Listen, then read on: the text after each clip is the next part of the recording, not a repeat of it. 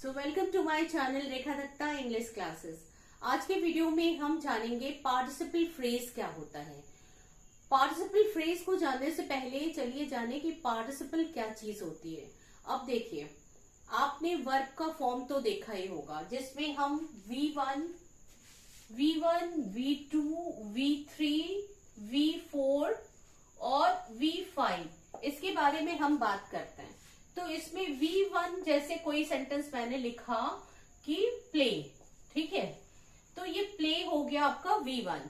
फिर होगा second form verb का हो गया प्लेड, ये V2 हो गया।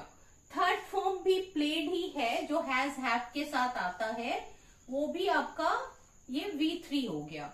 V4 हो गया आपका प्लेइंग और V5 हो गया प्लेज। अब देखिए, ये पांचों जो वर्ब के फॉर्म है, ये पांचों वर्ब के फॉर्म्स जो है हम इसमें एक वर्ब लगा के यानी एक्सिलरी वर्ब लगा के इन पांचों वर्ब के फॉर्म को क्या कर सकते हैं कि सेंटेंस में यूज कर सकते हैं।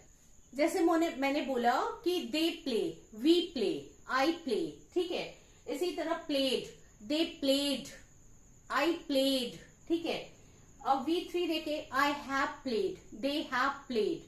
अब V4 दे आर प्लेइंग, है ना, वी आर प्लेइंग। और V5 हो गया दे ही प्लेज, शी प्लेज, इस तरह। अब इसमें जो V3 और V4 है, ध्यान से देखिए, V3 और V4 ये वर्ब का काम तो करते ही है, साथ ही साथ ये जो है एडजेक्टिव का भी काम करते हैं। तो इसको कहते हैं पास्ट पार्टिसिपल और इसको कहते हैं प्रेजेंट पार्टिसिपल। V3 जो है वो पास्ट पार्टिसिपल कहलाता है और V4 जो है वो प्रेजेंट पार्टिसिपल कहलाता है। तो इन पांचों फॉर्म में से ये दोनों जो है वो एडजेक्टिव का भी काम करते हैं। तो आज हम बात करने वाले हैं V4 के बारे में, ठीक है। तो V4 के बारे में अभी हम सिर्फ बात करेंगे और देखेंगे कि V4 जो है वो कैसे एडजेक्टिव का काम तो करता है, साथ ही साथ इसको हम पार्टिसिपल बोलते हैं और प्रेजेंट पार्टिसिपल बोलते हैं, और साथ ही साथ पार्टिसिपल फ्रेज में भी कैसे यूज होता है। अब अगर हम पार्टिसिपल फ्रेज की बात करें तो पार्टिसिपल फ्रेज जो है वो V4 में जैसे प्लेइंग हो गया, रनिंग हो गया, उसमें कुछ और शब्द जब हम मिला देते हैं तो वो पार्टिसिपल फ्रेज कहलाने लगता है। V4 का जो फॉर्मेशन होता है, V1 में ING लगाकर बनता है, sleeping, dancing, playing, smoking, swimming. तो ये हो गया आपका present participle working as an adjective, ठीक है, एडजेक्टिव की तरह काम कर रहा है। कैसे पता कि एडजेक्टिव की तरह काम कर रहा है? क्योंकि जेरेंड भी वर्ब के फर्स्ट फॉर्म में ING लगाकर बनता है और वो नाउन का काम करता है। तो आप अंतर कैसे समझ पाएंगे?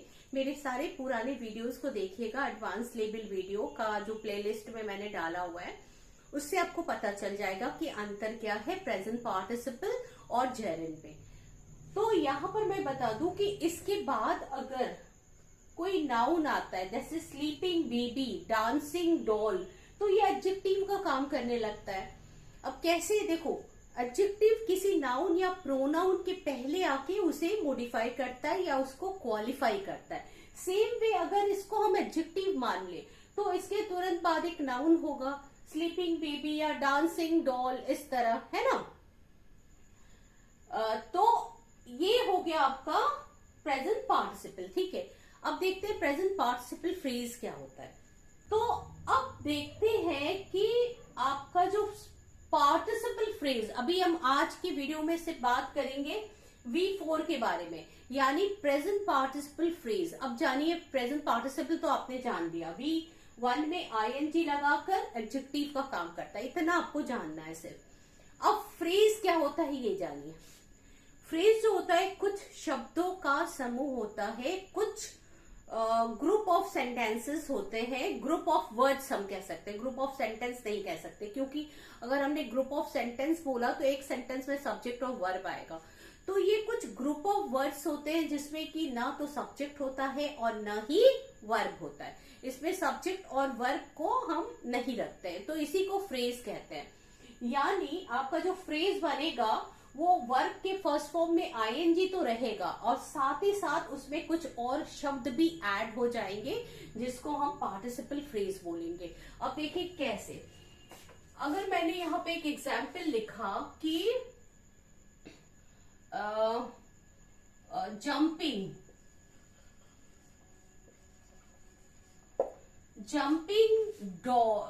डॉल्फिन्स, ठीक है, मैंने लिखा jumping dolphins are great sight to see, या जो भी मैंने लिख दिया, मैंने लिखा जंपिंग डॉल्फिन्स। अब इसमें देखिए ये V4 है, V के फर्स्ट फॉर्म में यानी वर्ब के फर्स्ट फॉर्म में आईएनजी लगाकर एडजेक्टिव का काम कर रहा है, उसके बाद एक नाउन आया जंपिंग डॉल्फिन्स, ठीक है। अब जो है इसी को हम पार्टिसिपल फ्रेज कैसे बनाते हैं देखिए। मैंने लिखा jumping in the pool, Tom felt happy। अब इस सेंटेंस पे देखिए, इसमें देखिए jumping in the pool Tom felt happy, यानी पूल पे जंप करते हुए टॉम खुश हुआ। अब यहां पर जंपिंग डॉल्फिन एक था, ने नाउन आ गया था और एडजेक्टिव का काम कर रहा था, लेकिन यहां पर अगर मैंने लिखा जंपिंग इन द पूल तो ये पूरा का पूरा आपका पार्टिसिपल फ्रेज बन गया जो एडजेक्टिव का काम कर रहा है और अपने बाद एक नाउन को क्वालिफाई कर रहा है। Jumping in the pool Tom felt happy. मुझे उम्मीद है आपको समझ में आ रहा है। यहाँ पे जंपिंग इन द पूल तक आपका पार्टिसिपल फ्रेज बन गया। इसमें सिर्फ आपका पार्टिसिपल है jumping dolphins are great sight to see, या jumping dolphins are fun to watch, इस तरह मैंने लिख दिया। तो यहाँ पे जंपिंग प्रेजेंट पार्टिसिपल है और उसके बाद एक नाउन आया है, तो ये एडजेक्टिव का काम कर रहा है। लेकिन यहाँ पर मैंने लिखा jumping in the pool, pool पर जंप करते हुए टॉम फेल्ट हैप्पी। तो यहाँ याद रखिए ये एडजेक्टिव अकेले नहीं आया है, एक फ्रेज के साथ आया है, इन द पूल। अब तो यहाँ पे इन द पूल क्या है, इन द पूल जो है एक फ्रेज है जो कि इस वर्ब के फर्स्ट फॉर्म में आईएनजी के साथ जुड़ गया है, ठीक है। तो jumping in the pool Tom felt happy, तो इसी को कहते हैं पार्टिसिपल फ्रेज, ठीक है। अब देखिए एक सेंटेंस मैं आपको बोलती हूँ, आराम से देखिएगा कैसे। अगर मैंने बोला sleeping baby is nice to see, या sleeping babies are always adorable. मैंने बोला sleeping babies are always adorable. अब यहाँ पे मैंने अगर स्लीपिंग बेबीज बोला, यानी स्लीपिंग बेबीज को देखना सही में काफी जो है प्रशंसनीय है, बहुत अच्छा लगता है। तो यहाँ पे स्लीपिंग बेबीज जो है, बेबी नाउन हो गया, स्लीपिंग उसको डिस्क्राइब कर रहा है इसलिए एडजेक्टिव हो गया, present participle working as an adjective. लेकिन अगर मैंने बोला sleeping under the blanket babies are looking cute, मैंने बोला sleeping under the blanket babies are looking cute. अब यहां पे देखिए स्लीपिंग एक तो हो गया आपका एडजेक्टिव का काम कर रहा है, प्रेजेंट पार्टिसिपल, उसके साथ मैंने कुछ और शब्द जोड़े, स्लीपिंग अंडर द ब्लैंकेट यानी कंबल के नीचे सोते हुए बच्चे। अब ये कंबल के नीचे सोते हुए, उसके बाद एक नाउन तो आएगा ना, तभी तो वो डिस्क्राइब करेगा। तो sleeping under the blanket babies look nice, या बेबीज लुक्स अडोरेबल, कुछ भी आप कर दे। तो यहाँ पे देखिए स्लीपिंग अंडर द ब्लैंकेट जो है, यहां तक आपका पार्टिसिपल फ्रेज हो गया और उसके बाद बेबी एक नाउन आ गया। तो इसी को कहते हैं पार्टिसिपल फ्रेज, ठीक है। और पार्टिसिपल क्या काम करता है आपको पता है, एडजेक्टिव का काम करता है। तो पार्टिसिपल जब एडजेक्टिव का काम करता है तो पार्टिसिपल फ्रेज भी तो वही काम करेगा ना, एडजेक्टिव का ही काम करेगा, ठीक है। अच्छा, तो अब हम देखते हैं कि कैसे, कहां पर हम पार्टिसिपल फ्रेज का यूज करते हैं, किस तरह से, क्या विशेषता है उसके। तो इसके बारे में हम नेक्स्ट वीडियो में, नेक्स्ट स्लाइड में देखते हैं। इसके पहले कि मैं आपको एग्जाम्पल दूं, मैं एक चीज आपको बता दूं कि पार्टिसिपल फ्रेज को हम दो तरह से किसी भी सेंटेंस में रख सकते हैं, यानी कैसे हम उसको रखेंगे। एक तो होता है कि पार्टिसिपल फ्रेज को आप किसी भी सेंटेंस के शुरू में रख सकते हैं। किसी भी सेंटेंस के शुरू में हम पार्टिसिपल फ्रेज को रख सकते हैं।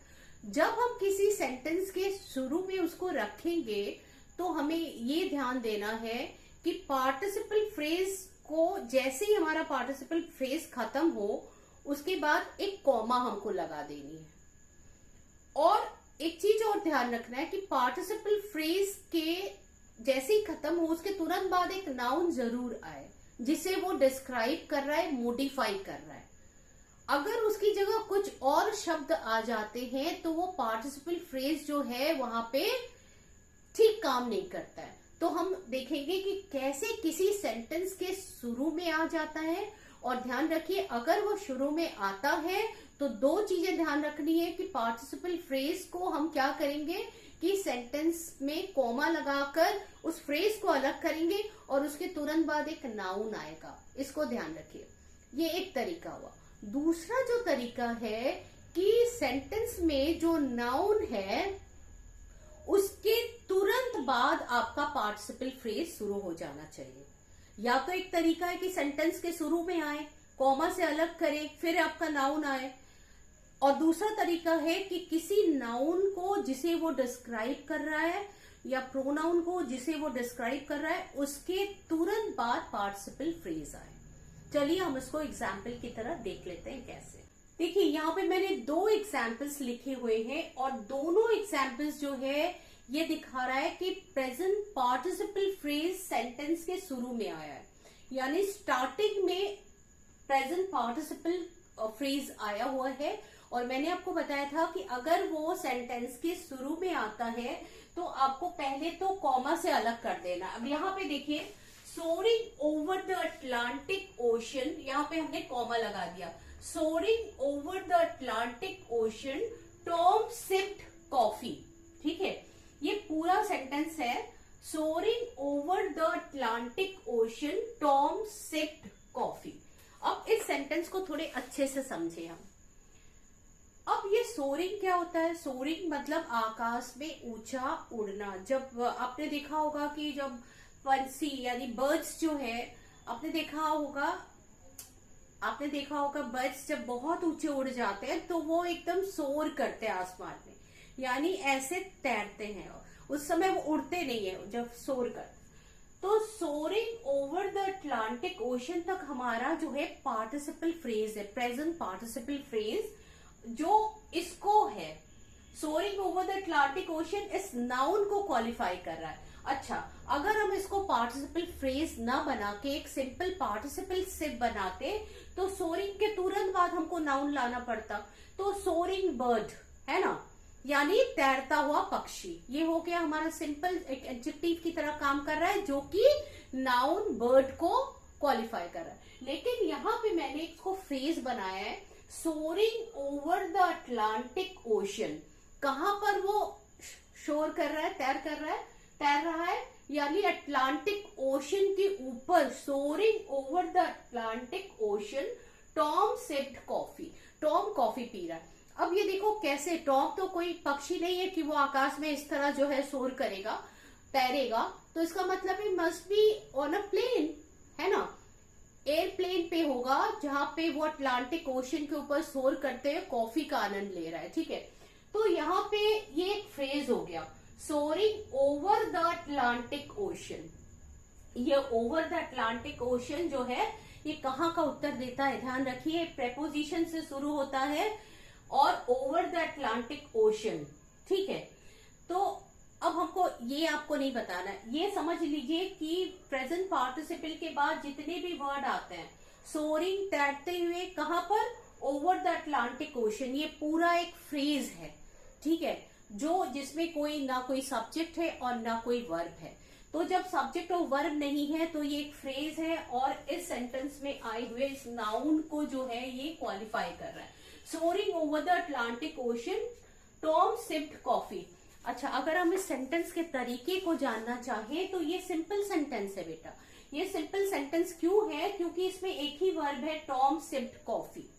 ठीक है, इसमें सिप्ड जो है एक वर्ब है, क्योंकि सोरिंग तो हमारा नॉन फाइनाइट वर्ब है, ये वर्ब नहीं है, ये नॉन फाइनाइट है, ये वर्बल है, वर्बल एडजेक्टिव है जो अपने फ्रेज के साथ आया हुआ है। तो soaring over the Atlantic ocean Tom sipped coffee, इसी सेंटेंस को जो है हम किसी क्लॉज में बदल सकते हैं। समझ में आ रहा है मेरी बात?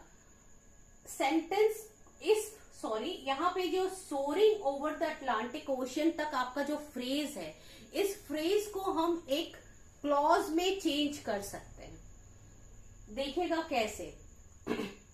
इतना पार्ट देखो, इसमें तो सेंटेंस है, Tom sipped coffee, subject verb object सभी है, लेकिन ये वाला भाग जो है एक फ्रेज है, soaring over the Atlantic ocean, जो पार्टिसिपल फ्रेज है, नाउन को क्वालिफाई कर रहा है। इस भाग को, सिर्फ इस पार्ट को हम क्लॉज बना सकते हैं, और जब क्लॉज बनाएंगे तो उसमें सब्जेक्ट और वर्ब दोनों रहेगा। तो हम इसको ऐसे लिख सकते हैं कि soaring over the Atlantic ocean में हम लिख सकते हैं, देखो, वाइल, WHILE, वाइल देखो, एक अगर हम इसको एक क्लॉज बनाएंगे तो क्लॉज तो आपका सबऑर्डिनेट क्लॉज बनेगा, और सबऑर्डिनेट क्लॉज के लिए एक सबऑर्डिनेट कंजंक्शन भी लगाना पड़ता है।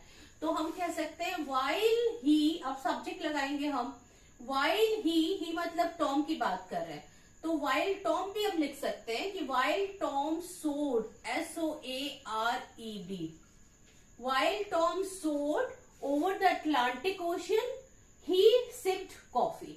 ठीक है, तो इसको हमने क्या कर दिया कि एक जो है एक क्लॉज बना दिया। Soaring over the Atlantic ocean Tom sipped coffee में वाइल ही सोड कर देंगे, वाइल ही सोड करेंगे तो ये जो बन गया एक क्लॉज बन गया, जिसमें एक कंजंक्शन है, सब्जेक्ट है, वर्ब है। तो वाइल ही सोड over the Atlantic ocean, while, अब देखो वाइल ही तो हम शुरू में लगा नहीं सकते, तो हम इसको वाइल टॉम कर देंगे। सो वाइल टॉम सोड over the Atlantic ocean he sipped coffee. अब ये देखो क्या बन गया, एक कॉम्प्लेक्स सेंटेंस बन गया ना, कि वाइल टॉम सोड ओवर द अटलांटिक ओशन, ये एक सबऑर्डिनेट क्लॉज है, ही सिप्ड कॉफी ये एक जो है मेन क्लॉज है। बेटा अगर आपको सेंटेंस में simple sentence, compound sentence, complex sentence अच्छे से आता है तो आप ये समझ जाएंगे, बल्कि मेरा मकसद अभी आपको ये बताना नहीं है, मेरा मकसद है आपको प्रेजेंट पार्टिसिपल बताना। तो याद रखिए कि प्रेजेंट पार्टिसिपल जब कुछ शब्दों के साथ आते हैं सेंटेंस में, तो वो एक फ्रेज का काम करने लगता है। Soaring over the Atlantic ocean Tom sipped coffee. ठीक है, लेकिन मैंने तो आपको जस्ट बताया कि इस सिंपल सेंटेंस को हम कॉम्प्लेक्स सेंटेंस में भी बदल सकते हैं, और कॉम्प्लेक्स सेंटेंस में बदलने के लिए क्या करना होगा कि हमको एक कंजंक्शन लगाना होगा, जो हमने वाइल लगाया, एक सब्जेक्ट जोड़ना होगा जो हमने टॉम लगाया, और सोरिंग को हमने सोर्ड कर दिया, SOARED, while he while Tom sword, फिर इसको जोड़ दिया ओवर द अटलांटिक ओशन। अब देखिए वाइल टॉम सोर्ड यानी कंजंक्शन, सब्जेक्ट, वर्ब, और इसको हमने फ्रेज बना दिया, ओवर द अटलांटिक ओशन। लिखने के बाद फिर हमने ये वाला जोड़ दिया, टॉम सिप्ड कॉफी।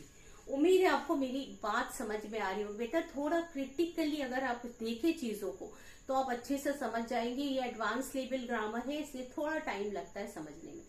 अच्छा देखिए, एक सेंटेंस मैं बोल रही हूँ, आप समझने की कोशिश करिए। मैंने बोला कि मैं एक एग्जाम्पल दे रही हूँ, सुनिए। Talking to her friend on phone, Rani ate her breakfast. इस सेंटेंस को ध्यान से सुनिए। अगर मैंने बोला talking to her friend on phone, अब ये टॉकिंग क्या हो गया, प्रेजेंट पार्टिसिपल है, प्रेजेंट पार्टिसिपल, और उसको मैंने फ्रेज बनाया कि talking to her friend on phone. Talking किससे, टू हर फ्रेंड, किस पर, on phone. So talking to her friend on phone, अब एक नाउन जरूर आएगा क्योंकि ये पार्टिसिपल फ्रेज जो जा रहा है एक नाउन को हिट करेगा, तभी वो जो है एडजेक्टिव का काम करेगा। तो मैंने बोला talking to her friend on phone, यहां तक मैंने बोला। फिर मैंने एक नाम रख दिया रानी, सरला, जॉनी, कोई भी। तो talking to her friend on phone, Sarla ate her breakfast. समझ में आ रहा है?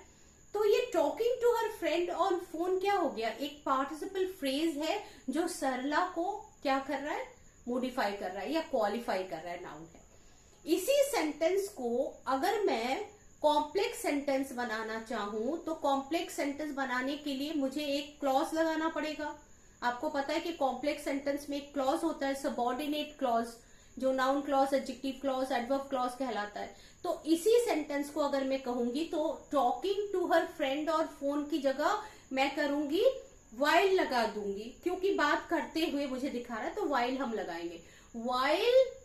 वाइल अब एक सब्जेक्ट लगा देंगे, Sarla talked her friend on phone, she ate her breakfast. अब यहां पे ये कॉम्प्लेक्स सेंटेंस बन गया। वाइल सरला, वाइल की जगह व्हेन भी हम लगा सकते हैं। When Sarla talked her friend on phone, she ate her breakfast. अब ये देखो, when Sarla talked her friend on phone तक हमारा सबऑर्डिनेट क्लॉज हो गया, and she ate her breakfast जो है ये मेन क्लॉज हो गया।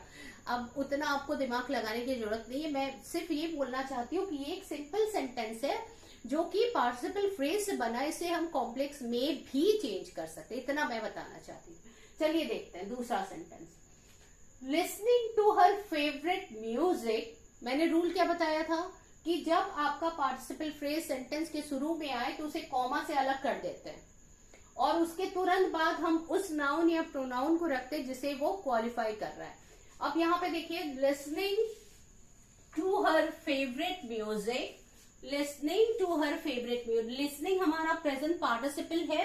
Listening to her favourite music, अपने फेवरेट म्यूजिक को सुनते हुए, मैंने कॉमा से अलग किया, she solved her sum, she solved her sums. अब आप किसको क्वालिफाई कर रहा है, ये प्रेजेंट पार्टिसिपल फ्रेज शी को क्वालिफाई कर रहा है, शी सॉल्व्ड हर सम्स। ये एक सिंपल सेंटेंस है जो कि पार्टिसिपल फ्रेज जो है सेंटेंस के शुरू में आया है और एक नाउन को वो हिट कर रहा है, उसी को क्वालिफाई कर रहा है। अब इसी सेंटेंस को कॉम्प्लेक्स में अगर चेंज करेंगे, देखो बेटा हर जगह हम वाइल क्यों लगा रहे हैं, क्योंकि ये काम जो एक साथ हो रहा है, सुनते हुए म्यूजिक को उसने जो है सम्स को सॉल्व किया।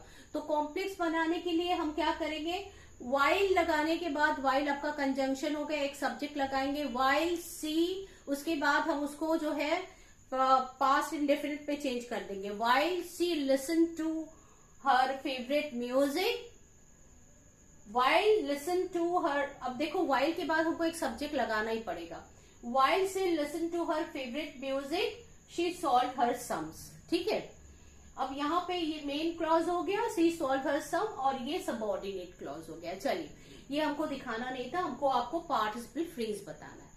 अब दूसरा तरीका देखिए क्या होता है। पहला तरीका मैंने बताया कि सेंटेंस के शुरू में पार्टिसिपल फ्रेज आता है और वो कॉमा से अलग हो जाता है और उसके बाद वो किसी नाउन को या प्रोनाउन को जाके हिट करता है जिसे वो क्वालिफाई कर रहा है। अब चलिए देखते हैं कि दूसरा तरीका क्या है। दूसरा तरीका है, मैंने बताया था कि ये जो है किसी नाउन या किसी प्रोनाउन जिसे वो क्वालिफाई कर रहा है उसके बाद में आता है। ठीक है, चलिए देखते हैं। अच्छा, यहाँ पे देखिए मैंने दो सेंटेंसेस लिखे हुए हैं, सेंटेंसेस को ध्यान से देखिए आप। पहला मैंने लिखा, the women cleaning the park, the women cleaning the park is new appointed worker. फिर से मैं बोलूं, the women cleaning the park is new appointed worker. अब यहाँ पे देखो, मैंने बोला था कि सेकेंड रूल जो पार्टिसिपल फ्रेज का होता है कि उस पर्टिकुलर नाउन के बाद में आता है जिसे वो क्वालिफाई कर रहा है। तो the women cleaning the park यानी साफ करती हुई, किस चीज को, पार्क को, वो औरत, पार्क को साफ करती हुई वो औरत। ठीक है, the women cleaning the park is new appointed worker, the women अब ये देखो वुमेन को क्वालिफाई कर रहा है क्या, क्लीनिंग द पार्क, पार्क को साफ करती हुई औरत, द वुमेन, तो ये इस वुमेन को क्वालिफाई कर रहा है। The women cleaning the park is new appointed worker. अब मैंने बोला कि ये जो है एक सिंपल सेंटेंस है, क्योंकि the women cleaning the park तक तो हमारा एक फ्रेज है, इसके बाद इज हमारा एक ही फाइनाइट वर्ब है। इसको अगर हम कॉम्प्लेक्स सेंटेंस में चेंज करेंगे तो हमें क्या करने पड़ेगा, इसको कॉम्प्लेक्स सेंटेंस में चेंज करने के लिए हमें एक कंजंक्शन, एक सब्जेक्ट, एक वर्ब की जरूरत पड़ेगी। तो हम यहाँ पे द वुमेन के बाद हु लगा सकते हैं, ठीक है। The women who is cleaning the park is new appointed worker. The women who is cleaning the park, ये हमारा एक सबऑर्डिनेट क्लॉज हो गया, is our new appointed worker, ये आपका मेन क्लॉज हो गया, ठीक है। अब दूसरा वाला देखिए, the baby crying in pain has some stomach disorder. अब यहाँ पे देखिए बेबी क्राइंग इन पेन, तो बात किसकी हो रही है, बेबी की हो रही है। क्राइंग इन पेन जो है ये आपका कहाँ तक हो गया, यहाँ तक, ये आपका पार्टिसिपल फ्रेज हो गया। The baby crying in pain has some stomach disorder, तो ये बेबी को डिस्क्राइब कर रहा है। क्राइंग इन पेन, दर्द में रोती हुई बच्ची, या साफ करती हुई, पार्क साफ करती हुई औरत, ठीक है। इसको भी हम कॉम्प्लेक्स सेंटेंस में चेंज कर सकते हैं। The baby who is crying in pain has some stomach disorder, तो ये बन गया हमारा जो है complex sentence with a clause. लेकिन एक चीज ध्यान रखिए कि आपका जो ये फ्रेज है क्राइंग इन पेन और क्लीनिंग द पार्क, ये आपके उस पर्टिकुलर जो नाउन डिस्क्राइब करे उसी के बाद आनी चाहिए, नहीं तो मीनिंग अलग हो जाता है, ठीक है। अब देखिए यहाँ पे इस सेंटेंस को हम कैसे वो करें।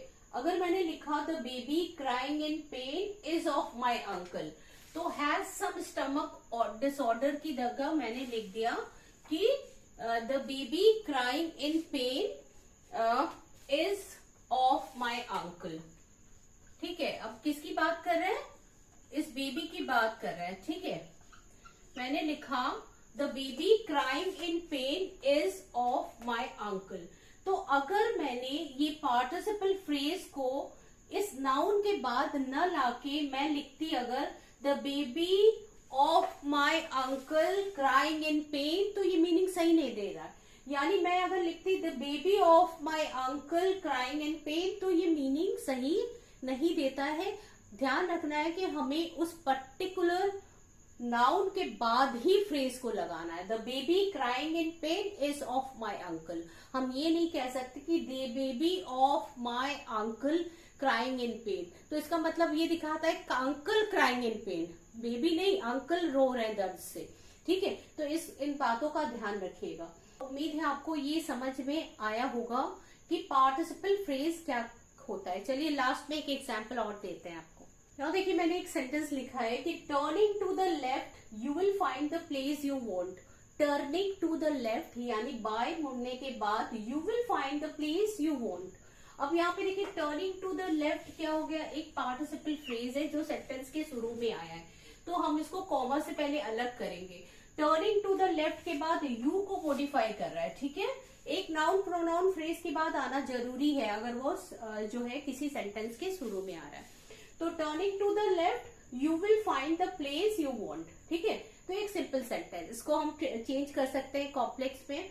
हम कह सकते हैं कि if you turn to the left, if conjunction लगाया, यू सब्जेक्ट लगाया, टर्न वर्ब लगाया, ठीक है। उसके बाद टू द लेफ्ट तो लगाना ही है।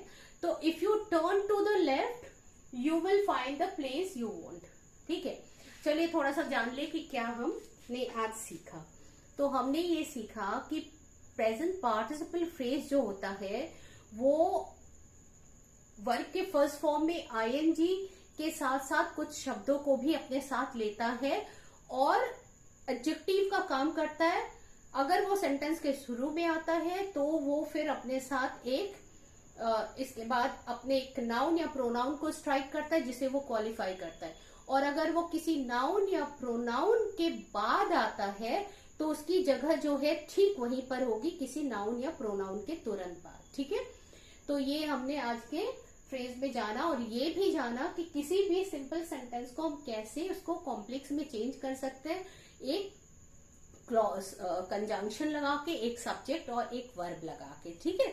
तो ये हमने आज के उसमें जाना पार्टिसिपल फ्रेज। उम्मीद है आपको जो वीडियो पसंद आया होगा, उसको सब्सक्राइब करिए और उसको जो है लाइक करिए। मैं बहुत ही जल्दी बड़ा बोर्ड लेने वाली हूँ जिसमें मैं आपको अच्छे से समझा पाऊँ।